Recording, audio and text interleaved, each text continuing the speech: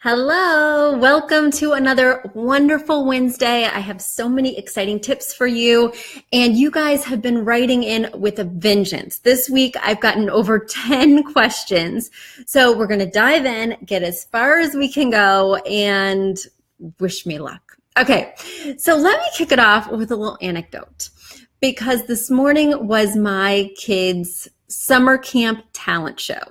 And so I show up to the talent show. I'm waiting in line with all the other parents to have this breakfast before the big event. And just a little spoiler alert, the event was not that big. At 4 and 6, I've learned that not many of our kids have thrilling talents. My kid's talent was watching the teacher and following along with hand movements.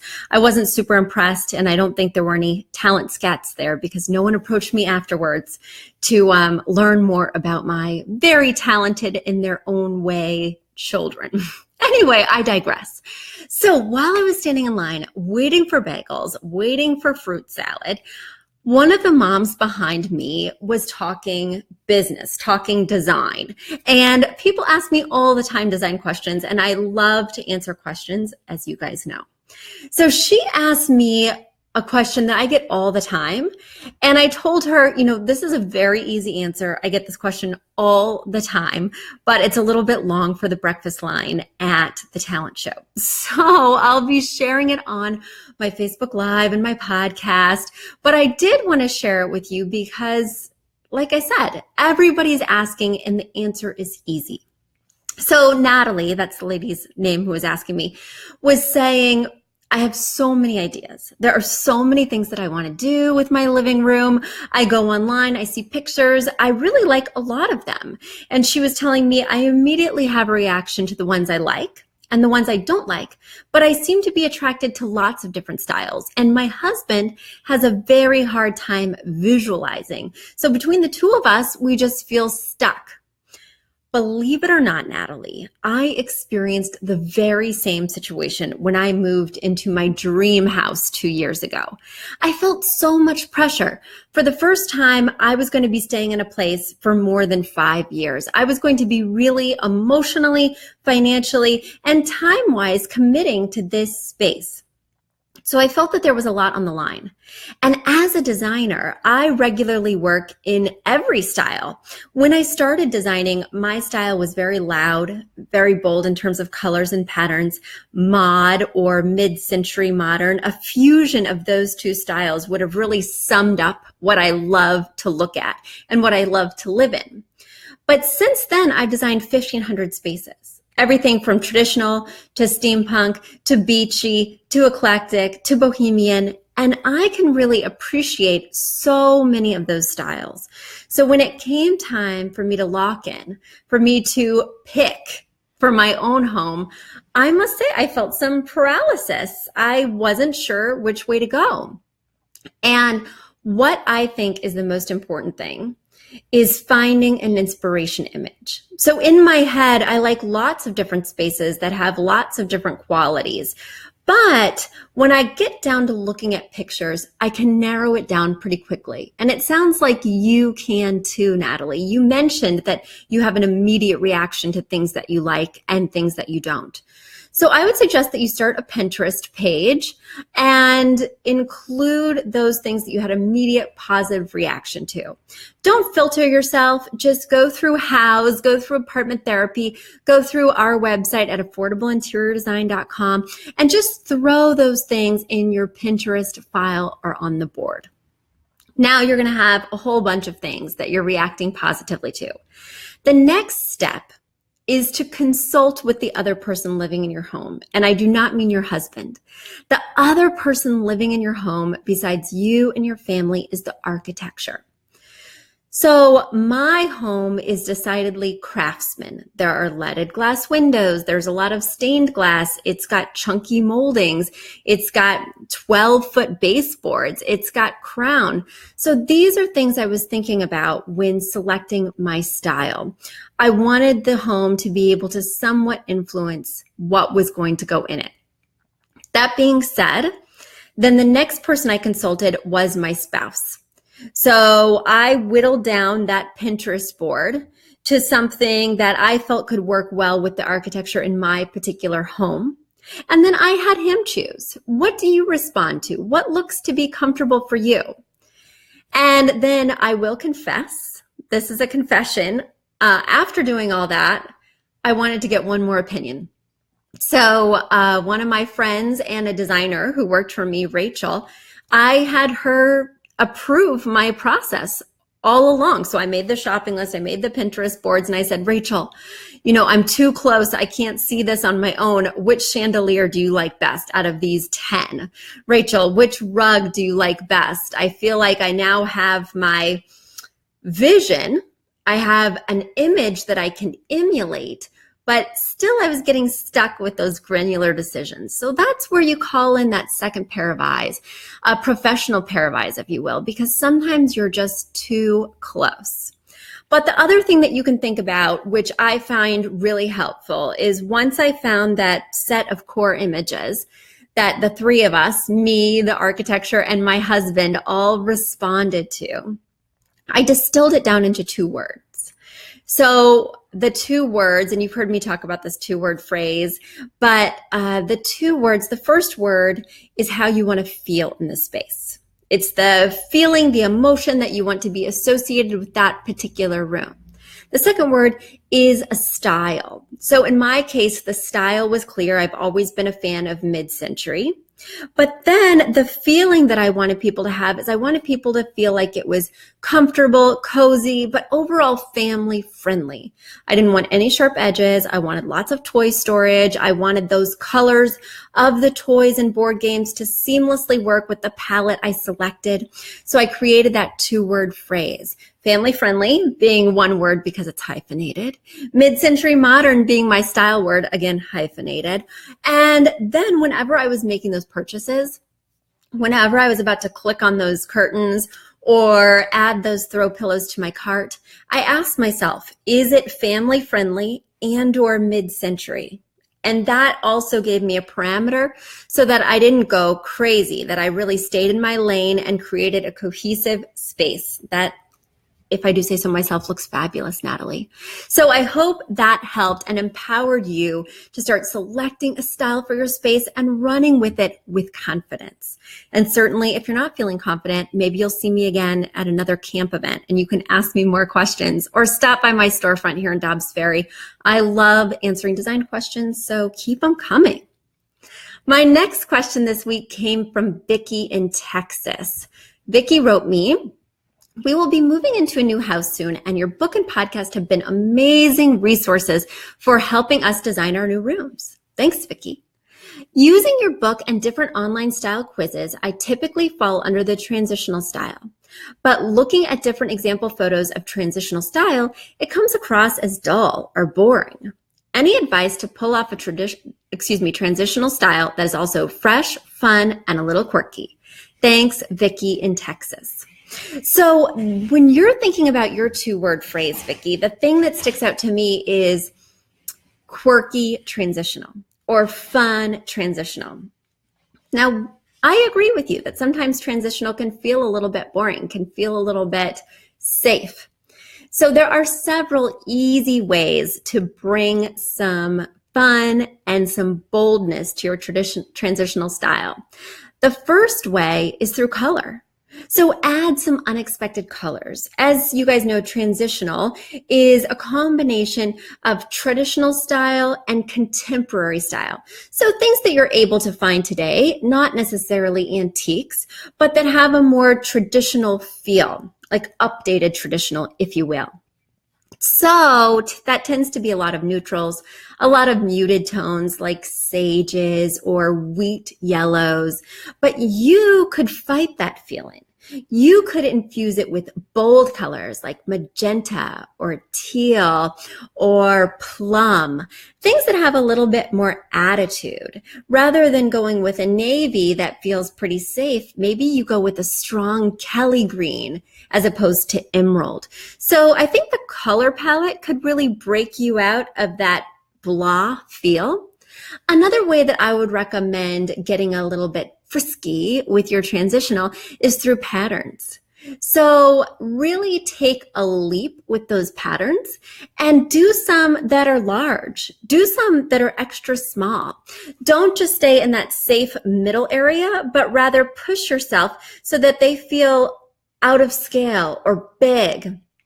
Big patterns show that you have big cojones, that you're taking that risk, that you're diving off the deep end of transitional and going to a new place.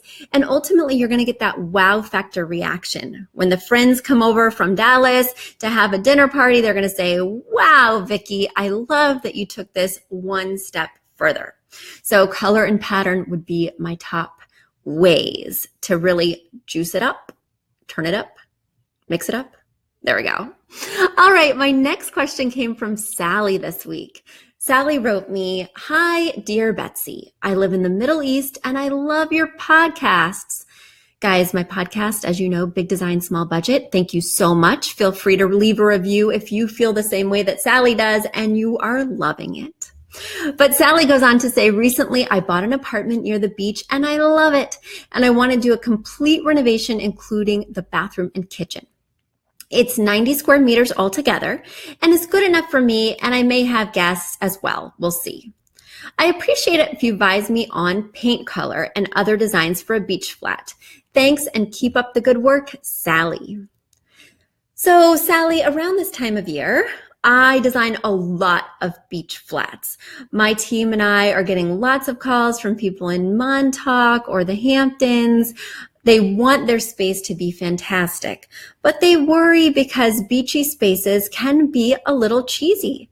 People can go overboard with the beach imagery, which I think is a little bit problematic. Too many seashells, too much twine rope, too much sea glass, I think is a real trap with these beach houses because you're basically reiterating what's right outside. Like, why not do a fresh take rather than just repeating what I've seen as I was walking up to your beach house? The one place where I think you could really embrace that beachy vibe is through your wall paint. In a beach house, I must say, I really love those calm, serene neutrals.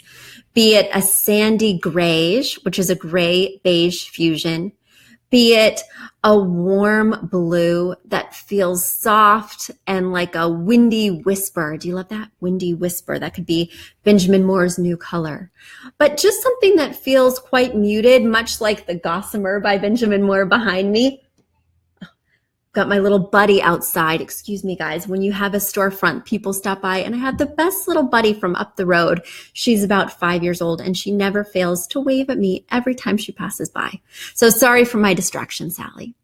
So where was I? Oh, yes. Gossamer blue behind me from Benjamin Moore is a great choice. But I think particularly for a bedroom, you could go with that blue, then you could do that sandy neutral throughout the space. And maybe you have a small den. Maybe you have a library or an office space. Maybe you'd want to go with something really saturated, like a deep silvery teal or even a strong navy. And speaking of strong navies, I recently designed a space in Montauk and we made the front door a very strong navy and it was gorgeous.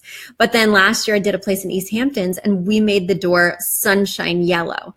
So reflecting a little bit of the outdoors through the paint, I think is a great idea. I just don't love it so much in the imagery. So stay away from pictures of seashells, stay away from nautical anchors. Instead, think about that feeling word, how you want to feel in this space. Typically in a beach style home, it's tranquil, calm, comfortable, relaxed. So when you're shopping for things, ask yourself, is it relaxed? Is it comfortable? Does it exude tranquility and zen? And that can be your trigger for if you should purchase it or not. So Sally, I hope that helps. I can't wait to hear what beachy paint colors you choose. My next question, we're going a little long today, guys, because you sent in amazing questions and some of them feel like they have some urgency. So I want to make sure to get to them because I'm worried that if I don't answer them today, you are going to make a mistake. In the case of my next letter, a $20,000 mistake. So my next letter comes from Heather, and she just wrote me not so long ago, and she said, I heard you refer to some of your clients as going paint crazy. Yes, when they get so many samples and so many colors in their mind that they can't choose, and they get dizzy, and they basically get paint crazy. Well, I, Betsy, am going floor crazy. I'm overwhelmed with choices and terrified that I'm going to make a $20,000 mistake.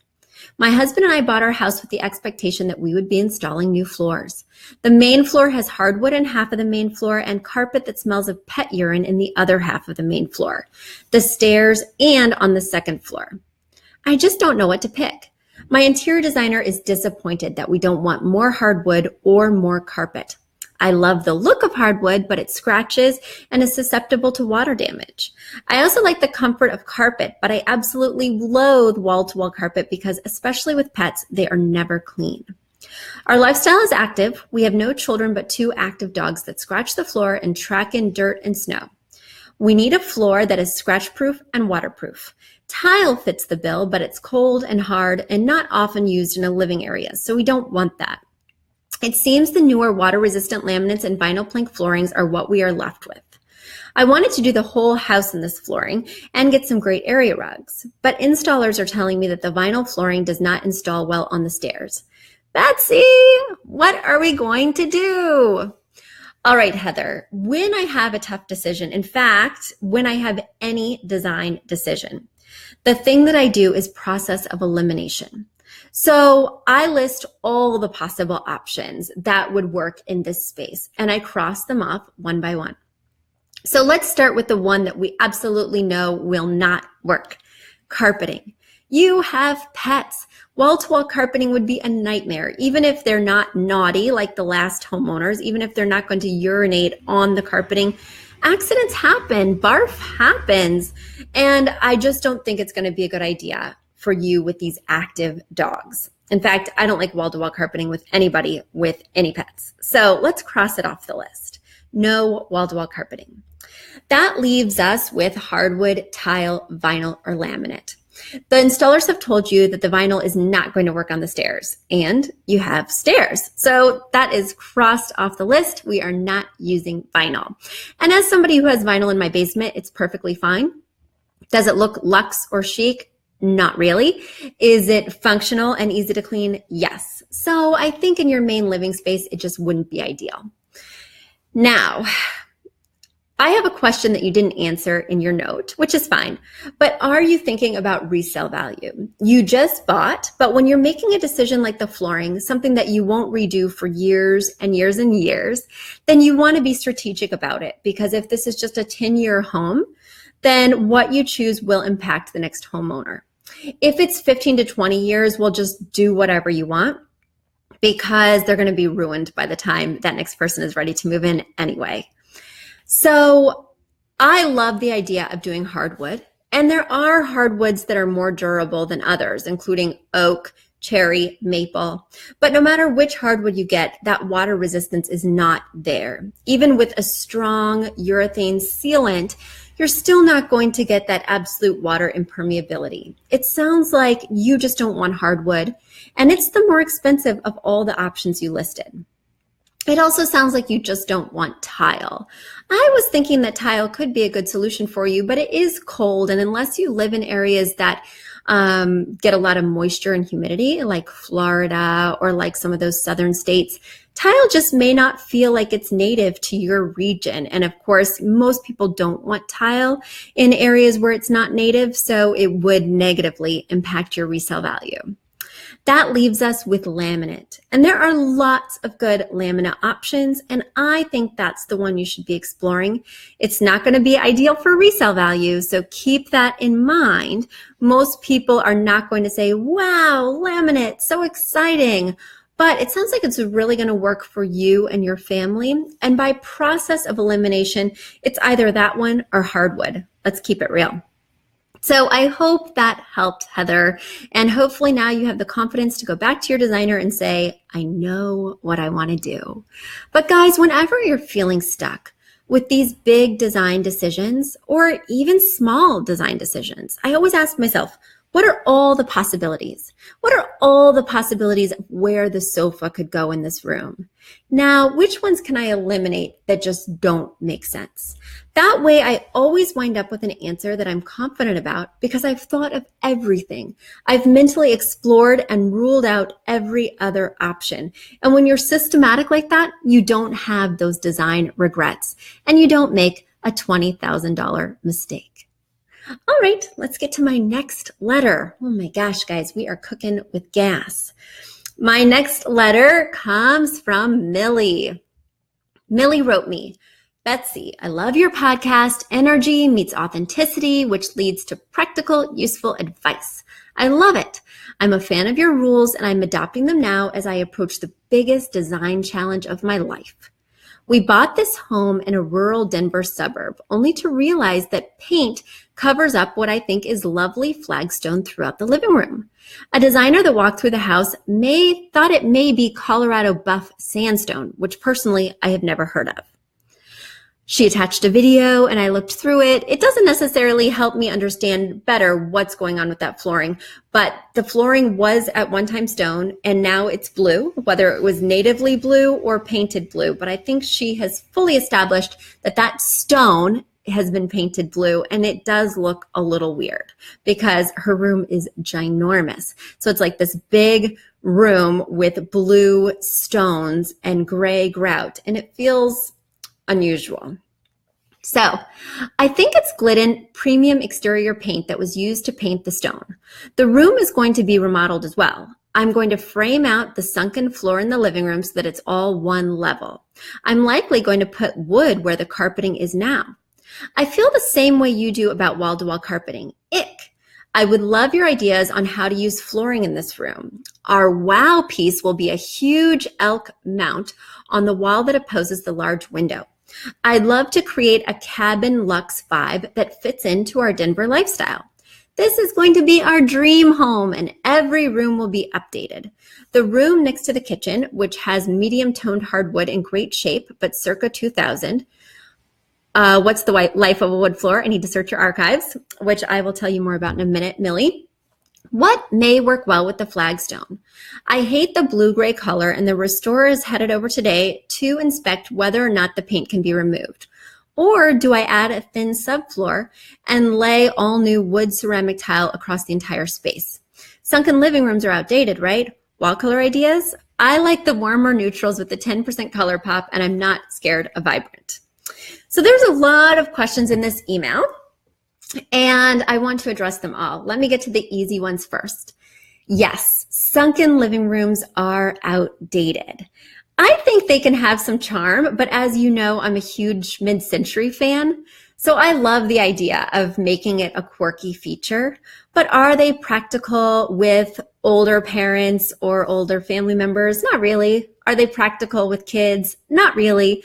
Is it something that people are doing these days? Absolutely not. So I think your idea of getting rid of this sunken floor will not only impact resale value positively, but it will also make this huge room look even more vast. And that sunken floor is right by the windows, which have amazing panoramic views of these mountains and this beautiful vista.